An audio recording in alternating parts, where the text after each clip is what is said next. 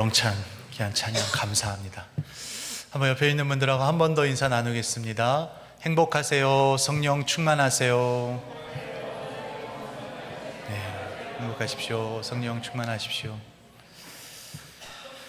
네, 성공하는 사람들의 특징이나 이런 어떤 습관들을 보면은 어떤 명확한 목표 설정, 또 열정, 또 꾸준함, 자기관리, 이런 많은 복합적인 요인들이 있다고 합니다. 그런데 그러한 것과는 달리 하나님이 주시는 꿈을 이룬 사람이 오늘 성경에 나옵니다. 누구입니까? 요셉입니다. 요셉은 어떻게 애굽으로 팔려가서 종살이, 옥살이 13년간의 치욕 같은 시간들을 보냈는데 애굽의 총리가 될 수 있었을까요?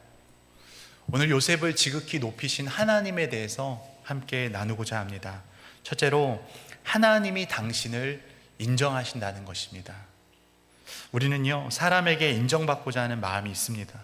높아지고자 하는 마음, 성공하고자 하는 마음이 있습니다. 그 안에는요, 인정받고자 하는 마음이 있다는 거예요. 제가 최근에 어떤 드라마를 잠깐 봤는데요, 제목이 아주 재미있더라고요. 모두가 자신의 무가치함과 싸우고 있다. 제가 저기에 제 사진도 이렇게 합성을 해서 넣어놨습니다. 네, 저도 저의 자신과 싸우고 있는데, 이 드라마 속 주인공은요, 아주 재미있는 캐릭터입니다. 20년 동안 데뷔하지 못한 영화 감독이에요. 뭘 해도 안 되는 거예요. 안 풀리는 거예요.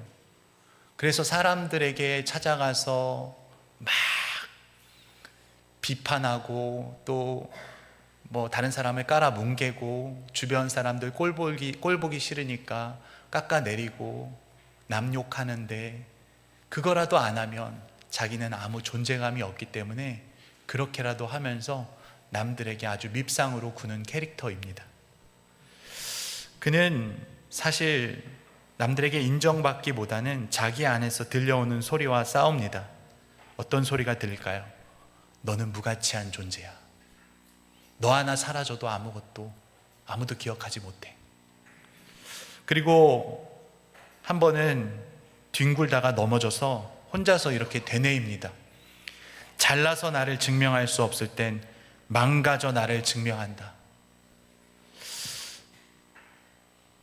그가 이렇게 정말 나락으로 가고 정말 밉상으로 사람들에게 보일 때 그를 알아봐주고, 그가 얼마나 특별한 사람인지를 얘기해주는 여주인공이 나타납니다. 제가 뭐 뒤에 다 보지는 않았지만 앞으로 그의 어떤 변화, 또 그의 성공 스토리가 이제 따뜻하게 펼쳐질 것 같습니다. 어쩌면 우리 모두가요, 자신의 무가치함과 싸우고 있는지도 모릅니다. 더 잘하고 싶고, 더 인정받고 싶고, 그렇게 불안할 때 하나님은 우리에게 뭐라고 하실까요? 내가 너를 사랑한다. 내가 너를 축복한다. 내가 너를 인정한다. 하나님 그렇게 우리에게 말씀해 주실 줄 믿습니다. 한번 옆에 있는 분들에게 그렇게 축복하겠습니다. 하나님이 당신을 인정하십니다. 하나님이 당신을 인정하십니다. 아멘. 그렇습니다. 사실 제가 이번 주에 어떤 목사님과 만났을 때 제가 그런 이야기를 비슷하게 들었습니다. 우리는 끊임없이 세상의 기준에 나를 맞추려고 할 때가 있습니다. 저도 인정받지 못했을 때 어떻게 인정받을 수 있을까? 인정받지 못하면 포기해버리고 도망치고 싶을 때가 얼마나 많습니까? 제가 이 자리에 있는 것도 어쩌면 제 스스로는 저를 인정하지 못할 때가 많습니다. 목사님을 섬길 때에도 인정받지 못하는 것 같은 불안한 마음, 예전에 큰 교회 섬길 때 왜 그렇게 말을 하는지, 꼭 오래 있었던 목사들은 그렇게 하면 잘린다, 협박을 하고, 그렇게 들었던 소리들이 우리 안에서 늘 불안으로 작용합니다. 나는 잘리지 않을까? 나는 이대로 괜찮을까? 그러나 목사님께서 또 저를 인정해 주셨다는 것만으로도 저는 너무나 감격하고 너무나 감사했습니다. 요셉은요, 형들로부터 배신을 받고 애굽에서도 보디발의 집에서 누명을 씌워 감옥에 갇힙니다. 그 감옥에서도 잊혀진 존재로 시간을 보냅니다. 요셉은 할 수 있는 것이 아무것도 없었습니다.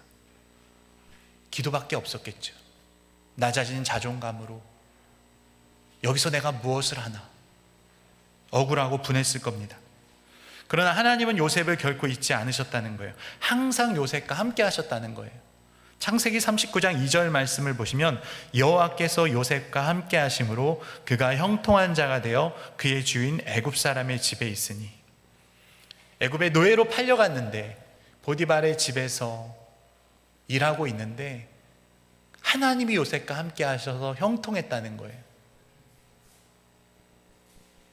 그동안 창세기 37장 38장까지는 요셉이 꿈을 꾸고 애굽으로 팔려갈 때도 하나님이 등장하지 않는데 애굽에 팔려가서 하나님이 나타나시는 거예요.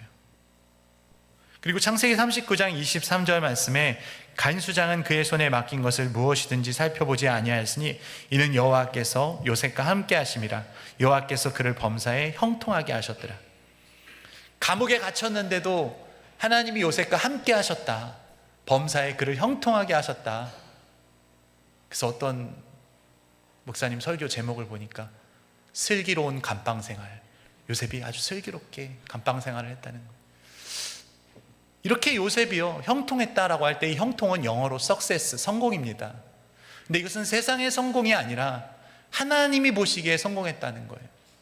어렵고 힘들지만 너무나도 괴롭지만 이 모든 과정을 순탄하게 순적하게 잘 극복하고 넘어가고 있었다는 것입니다. 그러므로 요셉이 바로 앞에 섭니다. 바로의 꿈을 해석해주고 앞으로 벌어질 애굽의 7년 풍년과 7년의 흉년을 대비합니다. 놀라운 정책과 비상한 제도를 마련하게 됩니다. 어떻게 이런 역사가 벌어졌습니까? 본문 37절 말씀을 보시면 바로와 그의 모든 신하가 이 일을 좋게 여긴지라. 이것은요 사람이 인정한 것 같지만 하나님이 인정하신 거예요. 바로와 그의 모든 신하가 좋게 여겼다? 어떻게 이럴 수 있습니까? 애굽의 뛰어난 학문과 문화와 그 당시에 모든 사회를 통틀어서 가장 훌륭한 사람들이 많았던 애굽 문명에 히브리 노예이자 전과자인 죄수인 요셉이 어떻게 그들의 눈에 좋게 보였을 것입니까? 어떻게 그들에게 이렇게 애굽의 총리로 인정을 받게 되었을까요? 이것은 하나님이 하신 겁니다. 우리는 사람에게 인정받기보다는 하나님께 인정받는 사람이 되어야 할 줄 믿습니다. 사도 바울이 그랬어요. 갈라디아 1장 10절 말씀 보시면 이제 내가 사람들에게 좋게 하랴 하나님께 좋게 하랴 사람들에게 기쁨을 구하랴 내가 지금까지 사람들의 기쁨을 구하였다면 그리스도의 종이 아니니라. 바라기는 하나님께 인정받는 성도님들 되시기를 소망합니다. 또 저도 하나님께 인정받는 주의 종이 되길 기도하고 또 기도해 주시기를 부탁합니다. 두 번째로 하나님이 낮추시고 높이신다는 것입니다. 요셉을 낮추시고 높이시는 것은 사람이 아니라 하나님이십니다.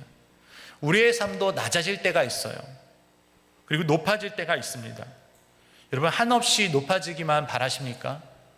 예수님은 낮은 데로 임하셨어요. 높아지고자 하는 마음은 교만한 마음이죠. 교만한 마음 속에는 뭐가 있습니까? 누가 알아주지 않으면 서운한 마음이 생깁니다. 남들을 무시하고 또 시기하는 마음이 생깁니다. 경쟁하고 비교하는 마음, 우월의식, 열등의식이 생깁니다. 그리고 마음에 하나님 두기를 싫어하고 하나님보다 높아지려고 하는 완악한 마음이 있습니다. 그래서 인간의 죄악된 마음은 한마디로 교만이에요. 에덴 동산에서부터 뱀이 유혹할 때 이것을 먹으면 하나님처럼 될 거야 교만을 부추기고 그 교만을 그저 먹어버리고 교만이 우리 속에서 잉태하여서 나타나고 있는 거예요. 그 소리는 교만 덩어리입니다. 아이들이요 집에서 예쁘다 예쁘다 오냐 오냐 하면요 지 밖에 모르잖아요. 사실 요셉이 유년 시절을 그렇게 자랐다는 거예요. 온실 속 화초처럼 채색 옷을 입고 형들 앞에서 우쭐대고 꿈을 떠벌리고 잘난 체하고 눈치 없이 철딱선이 없는 동생이었다는 것입니다. 그런 요셉이 형들에게 미움받고 구덩이에 던져진 것은 지극히 당연한 결과로 보이기도 합니다. 오늘날 왕따 같은 문제들 왜 일어납니까? 잘못하는 친구들이 당연히 문제지만 왕따를 겪는 친구 안에도 그 문제가 있죠. 나랑 다르거나 나보다 약하거나 만만하거나 괜히 화풀이의 대상이 되고 그러한 억울함을 겪고 있다는 것입니다. 하지만 이러한 세상 속에서 하나님은 요셉의 삶을 계획하고 섭리하셨다는 거예요. 하나님이 요셉을요 낮추셨다는 거예요. 요셉은 비로소 하나님을 찾기 시작합니다. 우리의 삶도 하나님이 우리를 낮추실 때가 하나님을 만날 때예요. 하나님이 일하실 타이밍입니다. 세상에서 성공한 사람들 중에는요 하나님을 믿지 않는 사람들도 많습니다. 하나님 없이도 인생이 잘 풀리는데 뭘 하나님을 의지하겠습니까? 왜 기도하겠습니까? 그러나 때로는 실패했을 때, 때로는 좌절했을 때 우리는 하나님을 찾고 하나님을 만나게 됩니다. 오늘 요셉도 그 13년의 시간 동안 하나님과 함께 했다는 것이에요. 요셉의 13년은 결코 억울하거나 분한 시간이 아니에요. 하나님과 동행한 카이로스의 시간이라고 하는 것입니다. 이 13년 동안 애굽의 학문과 문화를 익혔고 신앙과 성품이 자랐고 리더십과 통솔력이 생겼습니다.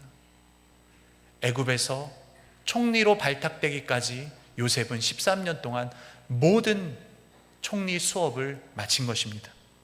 그리고 38절 말씀을 보면 바로가 그의 신하들에게 이르되 이와 같이 하나님의 영에 감동된 사람을 우리가 어찌 찾을 수 있으리요 하고, 요셉은 무엇보다도 성령 충만했다는 것입니다.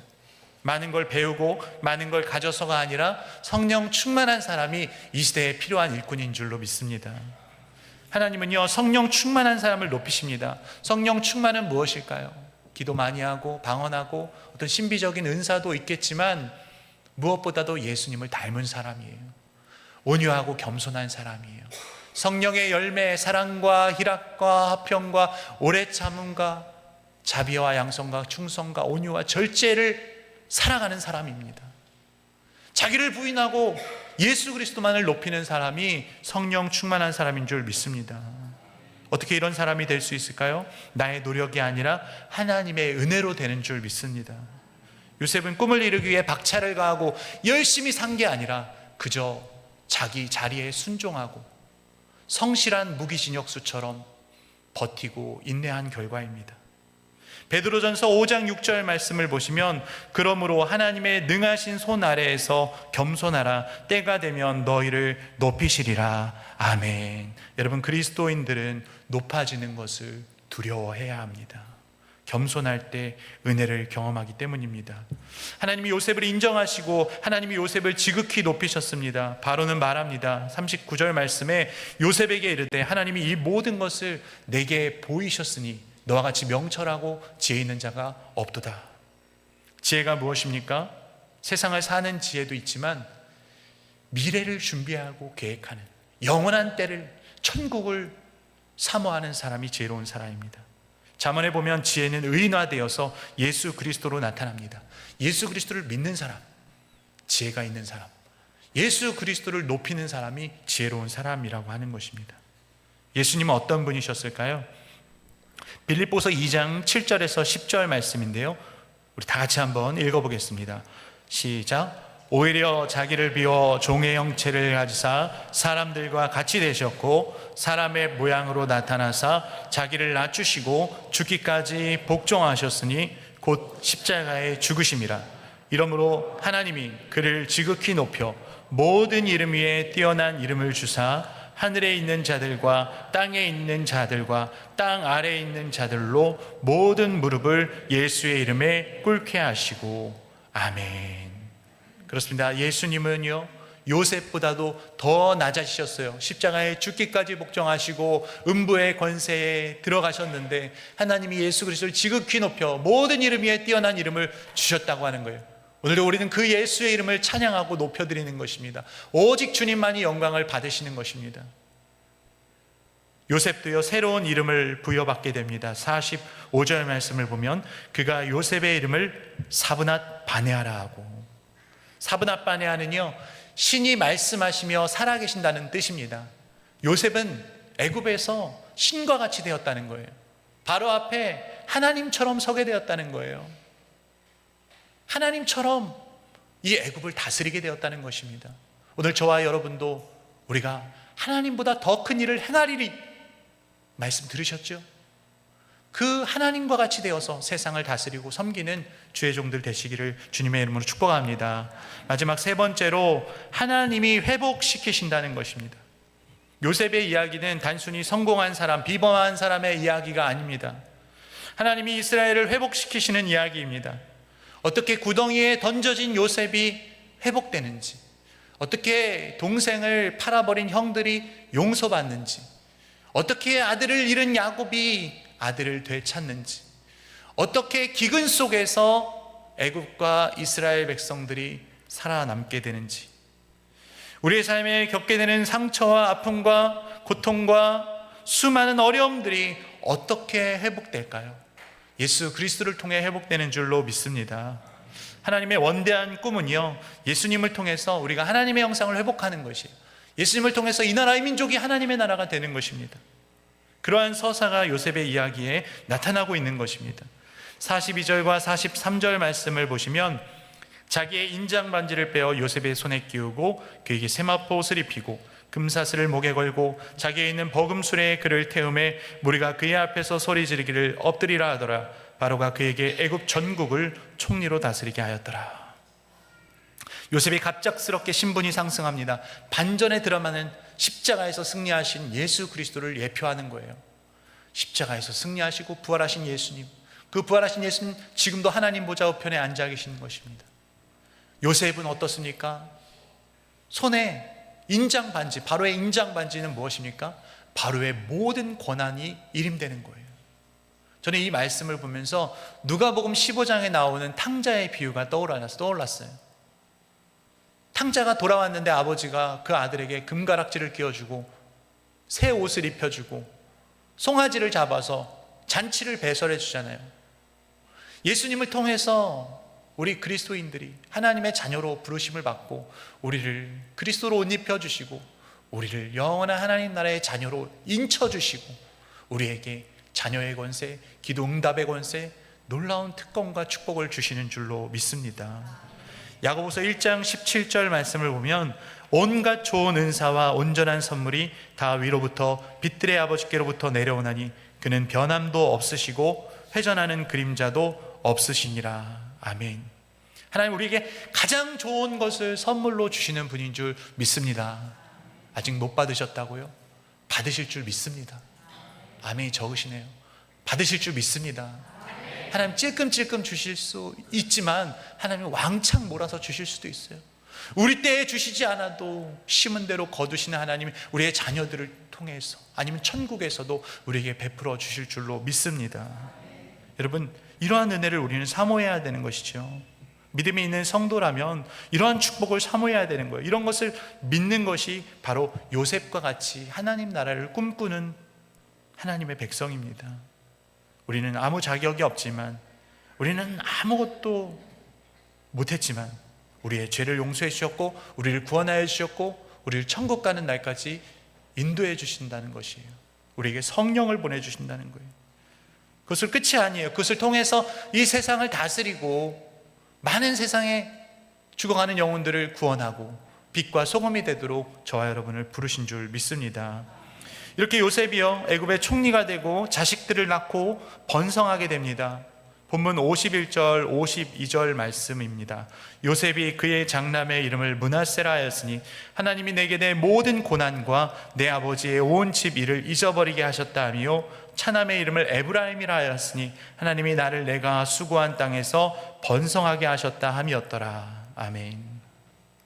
요셉의 인생은 참으로 파란만장합니다. 어쩌면 야곱보다도 요셉이 더 기구한 삶을 살았어요. 야곱은 죽기 전에 나는 험악한 세월을 살았다라고 고백을 했습니다. 근데 요셉은요 정말 종살이 옥살이 얼마나 고통스러웠을까요? 특별히 어린 시절에 상처를 받으면 그것이 평생을 가는 경우가 있다고 합니다. 아버지로부터 사랑을 받지 못하면 어떻습니까? 하나님 아버지의 사랑도 믿지 못해요. 우리가 상처를 받으면 어떻습니까? 하나님을 믿지 못하는 거예요. 목회자에게 상처를 받으면 말씀을 듣지도 믿지도 못합니다.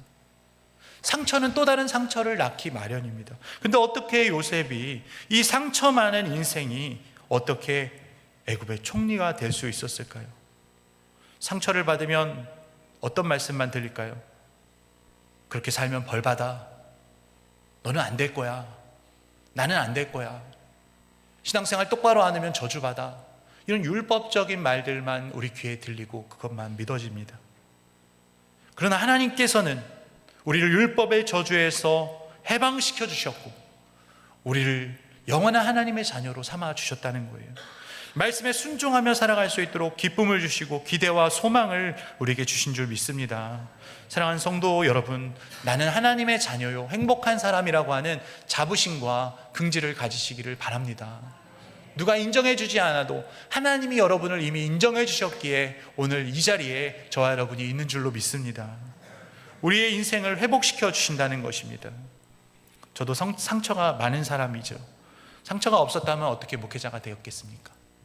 어떤 목사님이 설교 시간에 목회는 상처를 받기로 각오하고 가는 길이다, 이런 말씀을 하시더라고요. 마음에 와닿는데 목회만 그렇겠습니까? 예수 믿는 것 자체가 의를 위하여 핍박을 받고 좁은 길로 가는 것이니 우리는 다 상처 많은 인생이 되는 것이죠. 그러나 상처 많은 풀잎이 향기롭다고 하는 것처럼 저와 여러분이 그리스도의 향기를 뽐내는 그런 성도가 될 줄 믿습니다. 우리는요, 상처를 받아도요 회복돼요. 하나님이 회복시켜 주신 줄 믿습니다. 상처를 주지도 말고 받지도 않으면 좋겠지만 그렇지 않잖아요. 자존심이 있잖아요. 근데 우리는 우리의 자존심을 챙기지 말고 예수 그리스도를 우리의 자존심으로 삼아서 우리의 상처를 예수님이 다 치유해 주시고 있게 해 주실 줄 믿습니다. 그래서 오늘 요셉이요, 므낫세라고 아들의 이름을 지었는데 상처를, 아픔을, 고통을 잊어버렸다라는 거예요. 기억상실증 걸렸다는 게 아니에요. 다 알죠. 근데 잊어버렸다는 거예요. 보통 우리 나쁜 기억들은 잘 잊지 않습니다. 오래 기억합니다. 우리 뇌에 있는 이 해마라는 그 부분이 이 트라우마, 어떤 또 다른 상처를 받을까 봐 그거를 보호하기 위해서 그렇게 작동한다고 합니다. 근데 요셉이 상처를 잊었다, 아무것도 기억나지 않는다, 이게 아니죠. 그 상처가 요셉에게 아무렇지도 않게, 대수롭지도 않게 되었다고 하는 거예요. 그 아픔이 요셉에게 별거 아니게 되었다는 것입니다. 상처에 매몰되지 않았다는 것입니다. 왜 그렇습니까? 요셉을 하나님이 만져주셨기 때문에, 요셉에게 꿈을 주시고 비전을 주셨고 그것을 이루게 하셨기 때문인 줄 믿습니다. 그리고 요셉은 둘째를 에브라임이라고 짓습니다. 상처가 치유되는데 어떻게 치유됩니까? 번성함을 통해서, 축복을 통해서. 저와 여러분의 삶이 때로는 어렵고 힘들다 할지라도 하나님이 번성케 해주심으로 하나님의 위로와 축복으로 모든 상처와 아픔과 인생의 고통이, 눈물이 다 닦아지는 역사가 있기를 축복합니다. 말씀을 맺겠습니다. 우리는 낮아져도, 상처를 받아도 하나님이 우리를 인정하시고 하나님이 우리를 높여주시고 하나님이 우리를 회복시켜 주실 줄 믿습니다. 십자가에 죽기까지 복종하신 예수님을 하나님이 지극히 높여 그 이름을 믿는 자들이 다 구원을 받고 영생을 얻게 하신 것처럼 오늘 우리도 그 예수 그리스도의 이름을 높여드리고 또 우리의 삶을 회복시켜서 우리를 통해서 온 세상을 다스리는 청지기로, 주의 종으로 삼아 주신 줄 믿습니다. 요셉과 같이 성령으로 충만하여서 행복한 가정, 행복한 교회 이루어가는 복된 성도님들 되시기를 주님의 이름으로 축원합니다. 기도하겠습니다. 하나님 아버지, 은혜를 감사합니다. 하나님이 우리를